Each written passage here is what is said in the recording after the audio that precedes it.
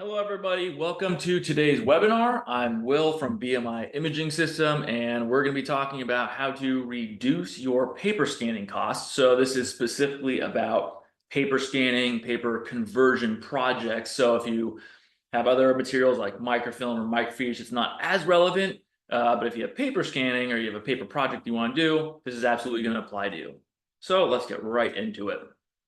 Okay, the purpose of today's webinar is I'll describe some key parts of the paper scanning project, what goes into it, and then I'm going to share how you can actually reduce your costs with your scanning vendor. So if you decide to work with a company like ours, then there are ways you can reduce your costs or the price that a scanning company will charge you when you do the actual project. So that's what we're going to go over today. Now, for the nuts and bolts of this webinar, I always like to go over this before we actually get into the meat of it. There should be like a pop-up tab on probably the right side of your screen. But if you could click the little hand button to raise your hand, so let me know if you can hear me. So if you hear me talking and whatnot, just click to raise your hand. Okay, I see one or two of them. Perfect, thank you. If you could click it again, I'll put them down because I'm going to ask you for another favor. And if you could raise your hand, if you can see my screen, so you should be able to see basically the page that says nuts and bolts as I'm clicking through. So if you can see that, please raise your hand. Okay, perfect. Got a couple people. Great. So, what else? You're muted, you're not on video, so you don't have to worry about that. But what you want to do is if you have questions or comments, whatever it is, use the Q&A tool that's also in that kind of tab, that box, the Zoom box. Use the Q&A tool. I may not see it right away, but go ahead and ask questions as I go along. If I do see a question, I'll see if I can answer it in line with the webinar. If not, I do have a section at the end where I can answer any unanswered questions if there are any when we get to the end of the webinar. With that said, I'm going to move right into it. So paper scanning, there's a lot of imagery here. I'm just going to be describing instead of you trying to read the screen. I'll describe what's here. So this kind of jogs my memory here. But paper scanning is basically taking hard copy or analog paper records like this and converting them, or scanning or digitizing, any of those words, they're all the same thing, converting them to an electronic or digital format. And there are different types of formats you can convert into. There are different types of paper records or paper files you could be scanning. We'll talk a little bit about that. But in a nutshell, paper scanning is going from this, zap, digitizing it, and making that. That's what we're focusing on. Now, the scanning process this is BMI scanning process. I'm not going to go through each step because that's actually, I may have already done a webinar on that, but if not, we'll do it in the future. But our steps in the scanning project are specific to BMI. Every company has their own way they do scanning projects. So this is specific to us. It is the general bones, the general structure of our scanning process. Every project's unique. It'll have nuances and tweaks, but this is the basic. And then you'll see down here when I mention indicates it's part of the M1. I'll describe what that is as well very briefly. So if you work with us, the scanning process is, one, we have to have a contract and a scope of work. We need to know what we're doing.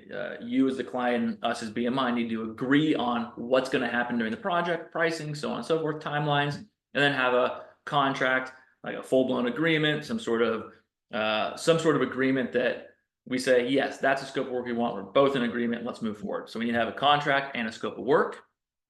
We need to receive your paper files so that we can actually do the work.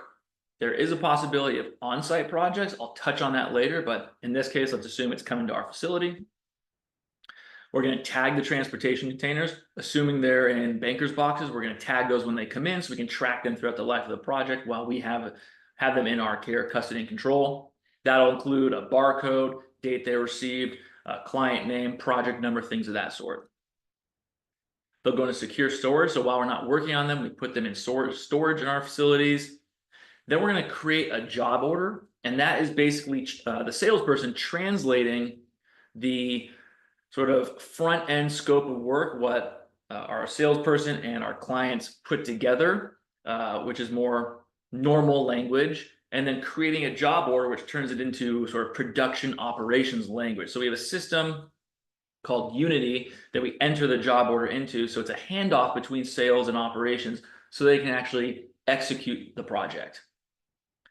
So prep is a major part of a paper scanning project. We'll touch on that in the reduced cost section. Of course, we actually have to do the scanning. That's why you're doing it anyway. That's why you're doing the project, is to actually get it scanned. There's some back prep that could be minimal, where we're just, let's say you have 500 boxes of like student records in manila folders, and they're all stapled and rubber banded and organized really specifically. Back prep may just be, once we scan it, we just put them back in the folder and back in the box, or it could be as detailed as literally, what's the word? I guess remaking how the file came to us. So if it was like in a multi-part folder, back prep, getting it to the original state, would be putting it back into the specific sections, restapling, things like that.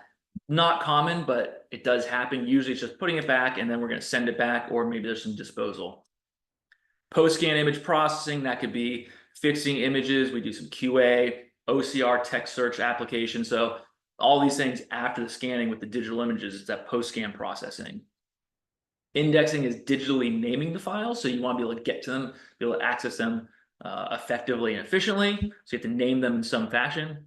And then of course, delivery, getting the files to you. So that's our structure, the bones of our scanning process. Of course, it's unique to each client and the specific project, but that's the general, those are the general steps that'll happen. And I mentioned the M1 here. So these steps 5 through 11, and M1 is what we call our milestone 1, M1, proof of concept process. So it's not for every single project, but probably 90% or more.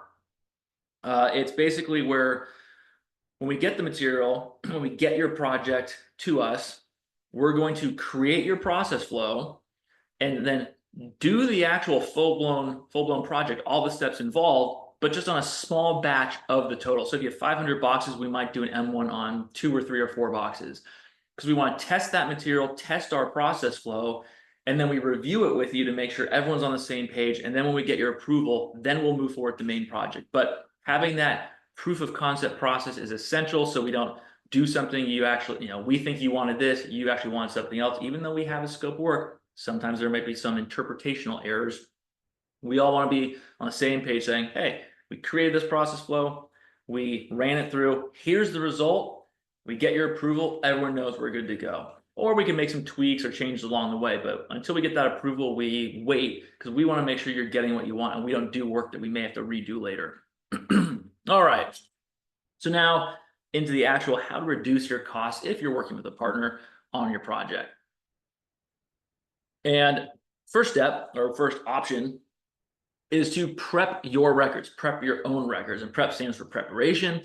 And common knowledge within the industry, so for folks like me or companies like BMI, paper scanning projects are not typically, they're not really scanning projects per se. Of course, that's the goal. That's what we want to accomplish. But it's more preparation work and then indexing work. So imagine if you had, let's just use 500 boxes again. Imagine if you had 500 boxes of student records again, and they're super clean. It's like reams of printer paper, almost just loose pages, but super clean, no staples, no paper clips, no tears, folders, anything like that. You can imagine there's almost no prep on there, because they will just go right into the scanner and be super easy to scan, because there's nothing to do before that. But that's not how most records are. A lot of them will show up like this, or they may look like that. This may be familiar to you. So you actually have to get the pages, the files, the records ready to even go onto the scanner. You can't just shove this on, say, oh, just put that on something, let it go. You have to prepare it so that the pages can be fed into the machines. Otherwise, if there's staples, rubber band, whatever's on there, you could jam the machines, damage materials, so on and so forth.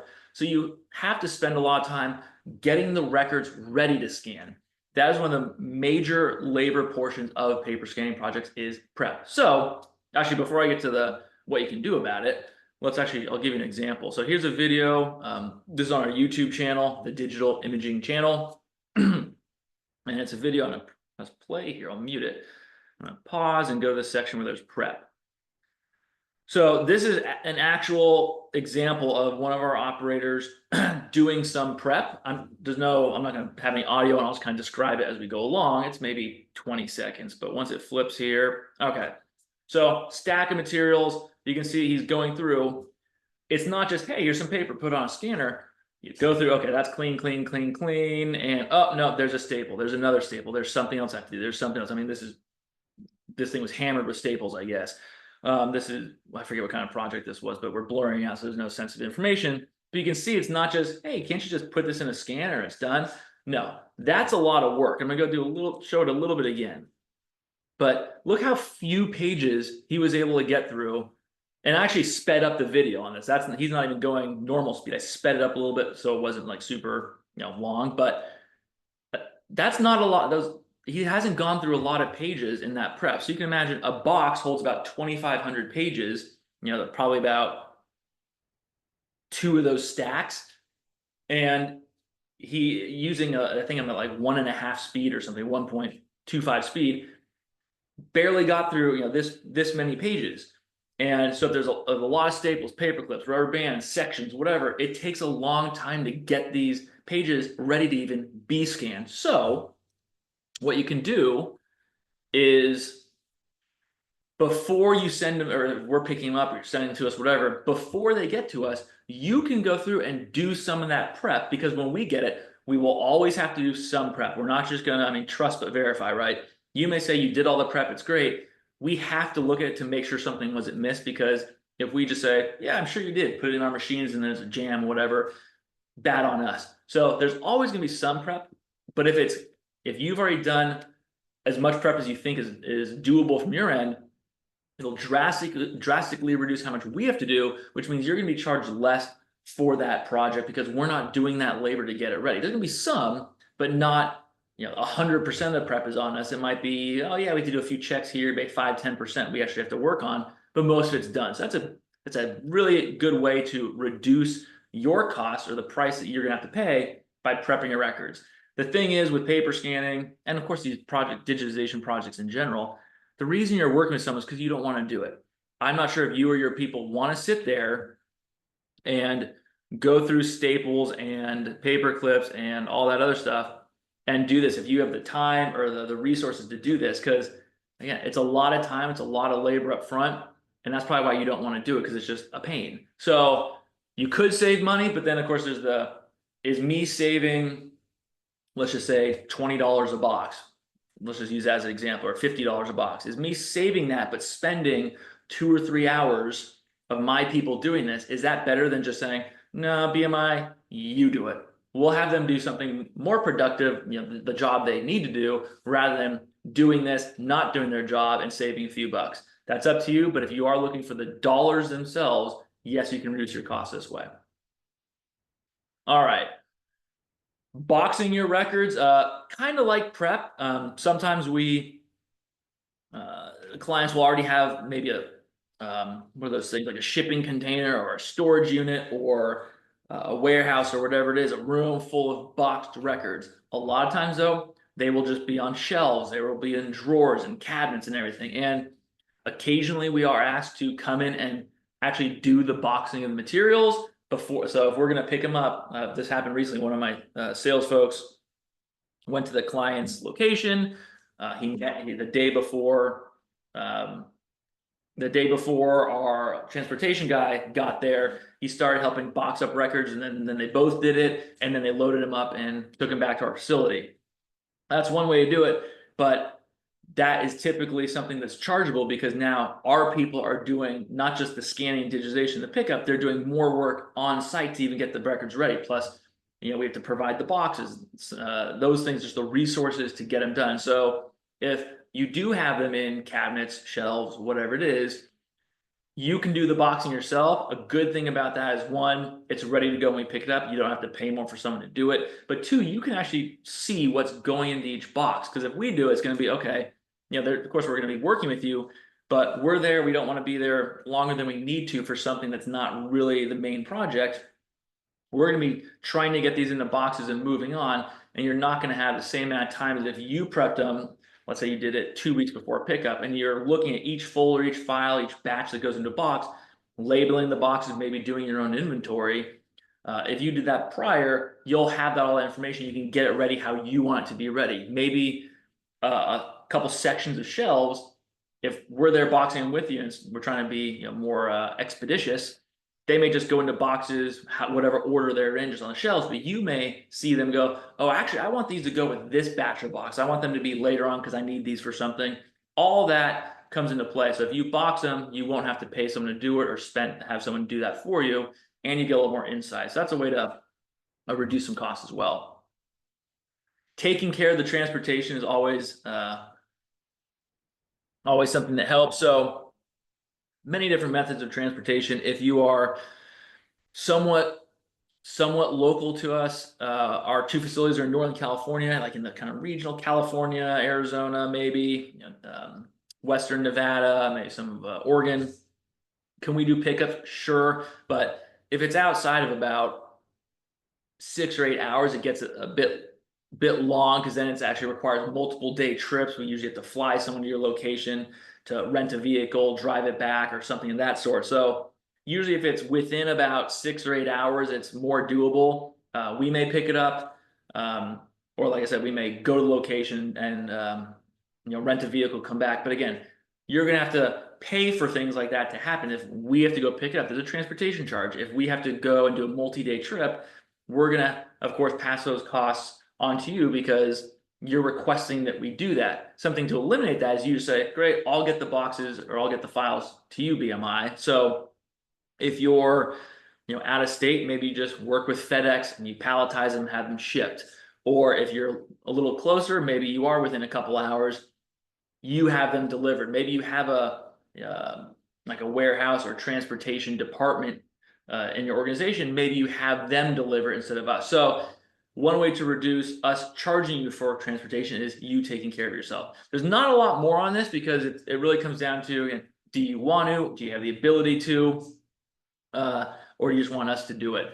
Sometimes it can be a little more difficult, or not difficult, but yeah, we can assist with transportation. So an example, another reason when a salesperson went to a client on the East Coast, and we didn't do the transportation, but he actually went on site to take another look at materials and help his client actually box them up. This was microfilm, microfiche, but similar idea.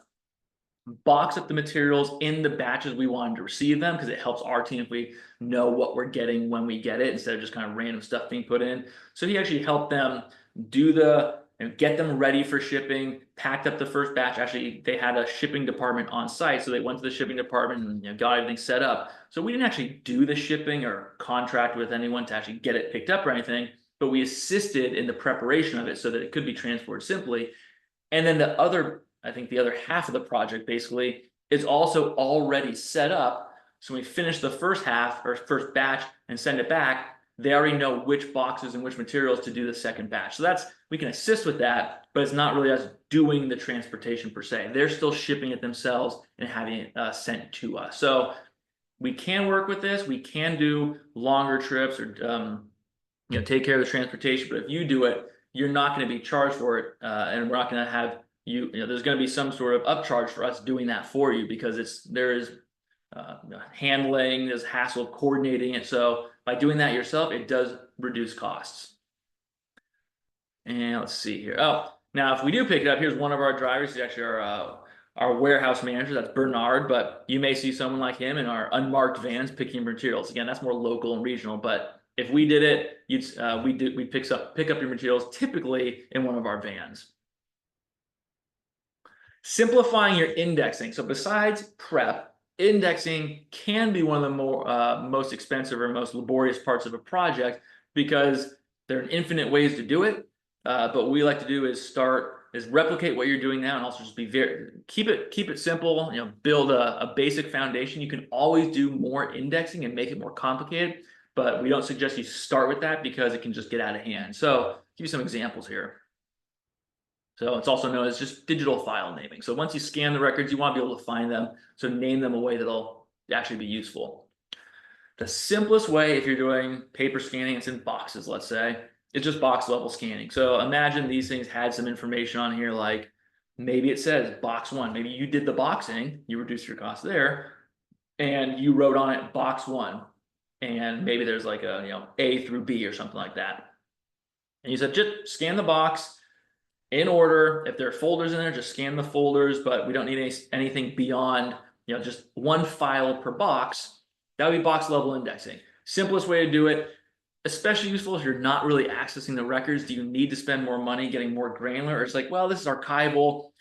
How do I find it now? I open the box and look through it. Okay, well, if you digitize and index at the box level, you'll have a 2,500 page PDF. You pop it open, and you just click and scroll along until you find, maybe see the digitized folder, or you do a text search and you find the record. If you're not getting into them often, that's a very simplistic way and a cost-effective way to do your indexing. Next would be like file level. I'm just using a newspaper as an example, but if you had many newspapers, you say, oh, I want issue date indexing. So instead of saying, here's a box of newspapers, just scan them all by the box, things like this you typically do want at the file level. So it'd be per issue, maybe 10, 12, 15 pages per issue. Again, if you use student records as the example, police reports, something like that, you have boxes of manila folders. It would be like, we scan, we have that box, we create a digital folder called box 1, A through B, and then within that box, every physically separated or physically identifiable folder file would be would be the actual PDF within that digital folder. So imagine I see that, I go, oh, I'm looking at my digital files. I see box 1, A through B, click, and now I see 50 PDFs because each folder is 50 pages long. And I open up and the first one is Abramo.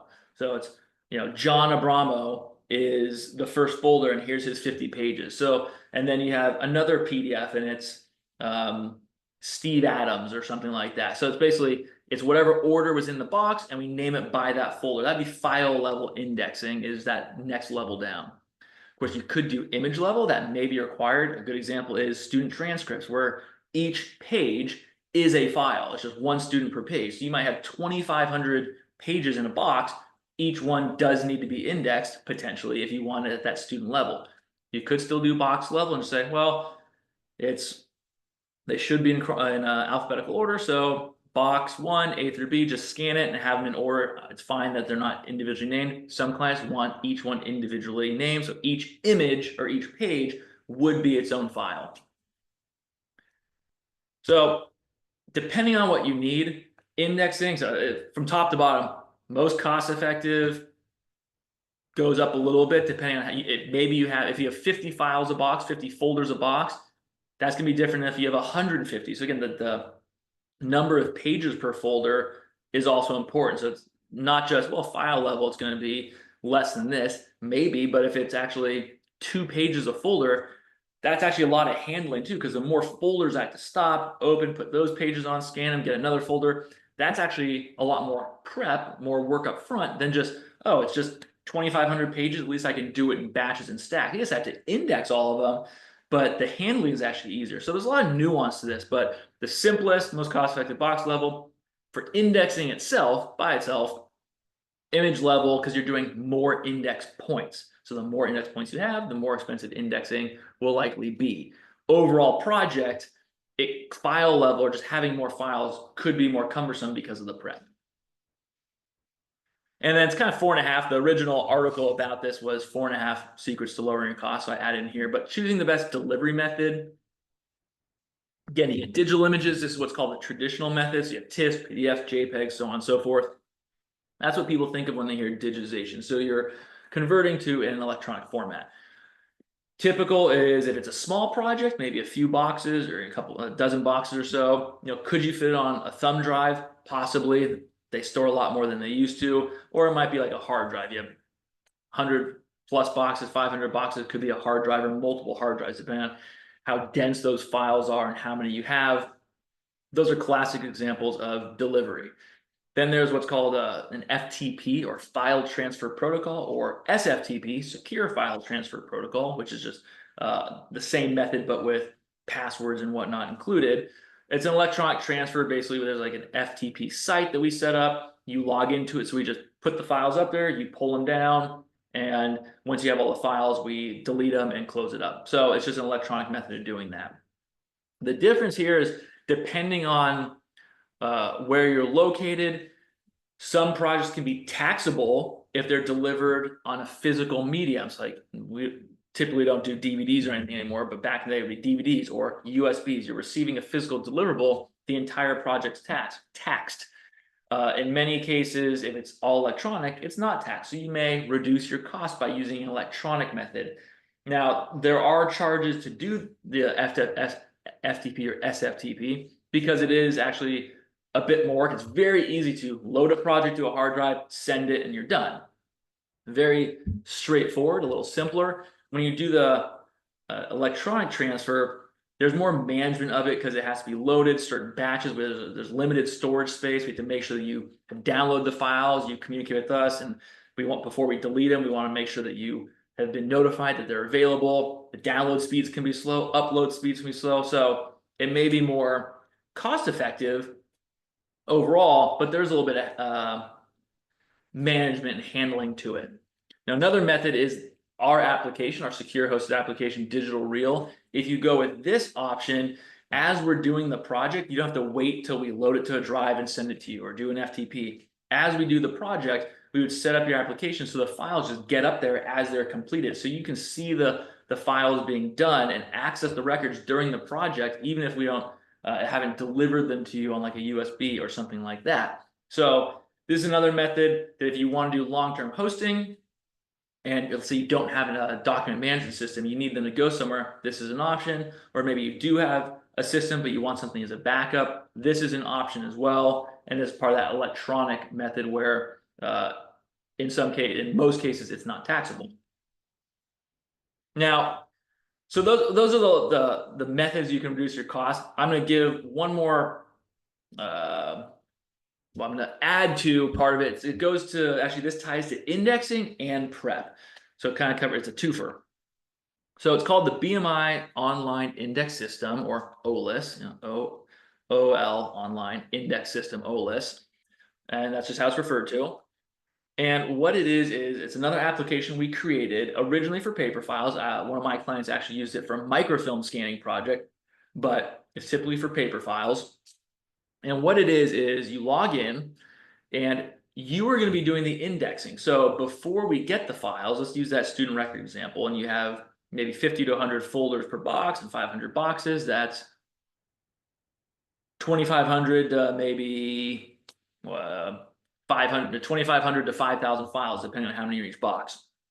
So that's a lot of indexing. Of course, we'd have to go through it and find it and be part of the prep. Find, okay, this is going to be indexed. That's a folder. We have to get it, have to someone key it in and make that an indexed file. Maybe you have really complicated indexing that there's a lot of interpretation to it.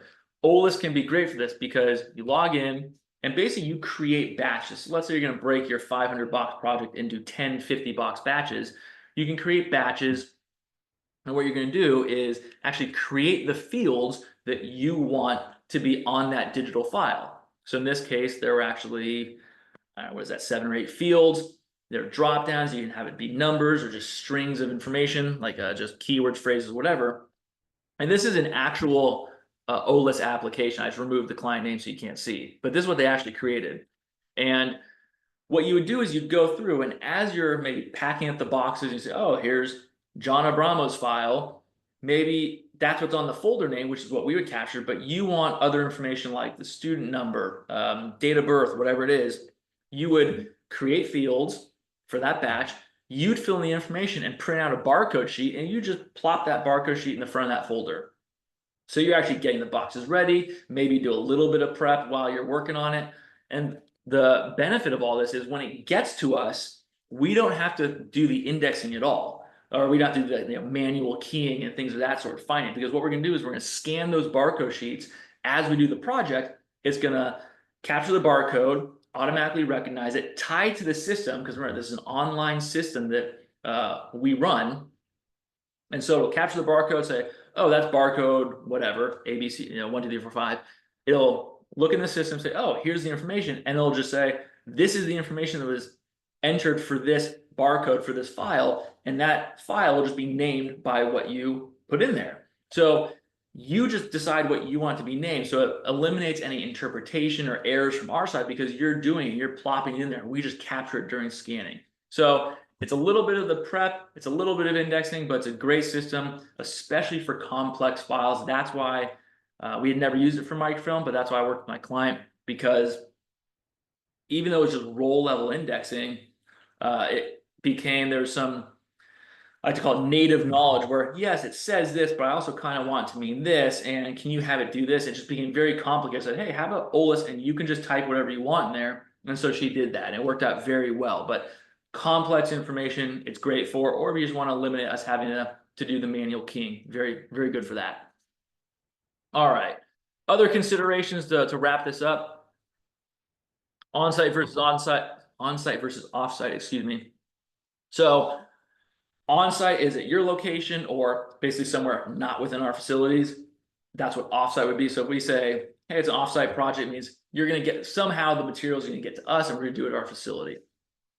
On-site projects can be and are typically more expensive, significantly more expensive than projects done in our facility, because where we are, both facilities, especially for paper, we do paper, both facilities, we have the people, we have the machines, we have the logistics, we have the networks, we have the security, everything's there. We are built for these projects. So it's all set up to ingest and execute these projects. If you want an on-site project, you actually, there's a video actually on our YouTube channel posting or going live tomorrow specifically about on-site projects. There are some benefits, there are some obstacles, but the resources are one of the major obstacles of, do you have the space for an on-site project? So if we were to do one, we might need one of our folks to run the project. We might have to hire a couple temps. Let's say we hire 2 temps. Maybe it's only a couple hundred boxes, but we want to have someone running the project, someone that is a direct employee, hire a couple temps because maybe you're half the country away. We'd also have to get machines out there. So not only do we have to send machines out, but now we don't have those scanning machines at our facility. So there's an opportunity cost of not having them internally. They're out focusing on one project, whereas back at the office, we may be going through multiple projects a day. So now those machines are out. Do you have the power capability? So then the space, is it secure? It should be, since it's in your facility. How often are you open? Are you open 4 hours a day? Or are you open 8 hours a day? Are you open 12 hours a day? If you're open fewer hours, it's going to take longer. Plus there's our people have to be on site. So they're also not available to work back at the shop or do other projects. So there are just ongoing considerations of having them out of the office and completely focused on your project. So all those tie into why on-site projects are more challenging and more expensive. Quantity is always a consideration. The more records you have, the gross price, the overall price, of course, it's going to be more. If you have 10 boxes compared to 500 boxes, of course, 500 boxes, the gross price will be more. However, the unit price could be, or typically will be, lower. So just an example, let's say 10 boxes, and based on all the factors of prep and index and everything that goes into it, it's $350 a box, just for fun. If you have the same types of boxes, the same types of records, but now there are 500 of them, maybe it's $275 a box or $250, because with small projects, a lot of the work is just getting it ready and getting it set up and doing testing and everything. So by the time we do all that, 10 boxes, you're done. There's not a lot of time or ability for our team to scale, which we're great at, scaling to large projects. With a 500 box project, it may be the exact same types of records, but because the gross amount is larger and we have that longevity, it allows us to scale better so we can give that lower price because of the quantity. And then timeline, fast turnaround. You need something done very quickly. So let's say it's 500 boxes again. We say, yeah, that's going to be about after the M1's approved, which is typically 2 to 3 weeks, it's going to be 5 to 6 months. And you say, that's great, but I need it done in 2 months. Is that possible? Almost always. But that means we may have to move other commitments or talk to other clients, say, hey, we were going to do this, but can we shift your project a couple months? Is it okay? And as long as we can do that, we can squeeze yours in, but that's going to come at a cost, because now we're prioritizing your project, kind of like an on-site. You get a prioritization, but That's not typically just, hey, we're throwing this in for fun, because now we're moving things around to accommodate your project. Again, these are generalizations. It's never every time it's going to be like this. I'm just giving, typically it's like this. Now, filler work, it's the opposite. If you have 500 boxes and we said, hey, great, it's gonna be 275, or let's say 300 to start to make an easy round number, 300 a box because of everything that goes into it. So yeah, it's a 4 to 5 month project. You say, okay, well, I don't access these records much. There's no rush on it. Maybe we say, okay, great. Well, we do have a lot of other projects coming in or stuff in house. Is it okay if we do this over 8 to 10 months? No longer than 10 months, but we'll do as soon as we can or when we need to, but for sure by 10 months, say, yeah, no problem. What that means is if I have other projects come in that are higher priority because they don't have this filler tag on it, I'll do those first. But sometimes, these projects go in cycles and waves where you have more work and less work sometimes. It's always a pendulum. So maybe there's a month where there's fewer paper scanning projects. I say, well, great. It's been 3 months, I've done nothing, or I've done maybe 100 out of the 500 boxes, but I'm 4 months in, 3 months in, but there's really not much going on this month. Maybe I'm able to scan 200 boxes that month before another round of other projects comes in. So it's great filler work where our people just can continue working, but it's something we can push aside or do more of depending on our schedule. So that can help reduce the cost. Maybe it goes from 300 to 225 or 250, whatever it is, because of your flexibility. So that's something to consider as well. And typically that only works for large projects. If you have 20 boxes, you can say, yeah, take forever. It's just, we'd rather just get it and go out. But 500, 1,000, 3,000 boxes, those are great, that type of project. Those are great ones where we do have that ability to flex depending on the situation. All right. That's it for me spewing the information at you. I hope that was useful. I'm going to see if there are any questions in the chat. If you have any that you're thinking of, please put it in there. Let me see. I don't see anything right now, so I'm going to keep moving on to the last screen here. But if you think of something, pop it in there. Or I also have, oops, you can always contact me directly. There's my email. If you have a phone on you, or I don't know if you're watching on your phone, but if you have a phone on you, you put the camera function on and just hover over that QR code and then click the link. That'll take you to our newsletter sign up. And basically every other Tuesday, so there's one going out this coming Tuesday.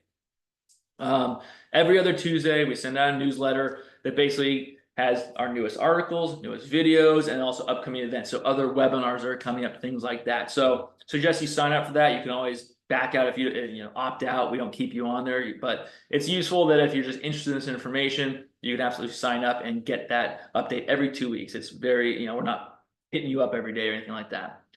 I don't see any questions there, so I'm going to call that a day. Thank you for joining. I hope you got some information out of it, and I hope to hear from you about some paper scanning projects.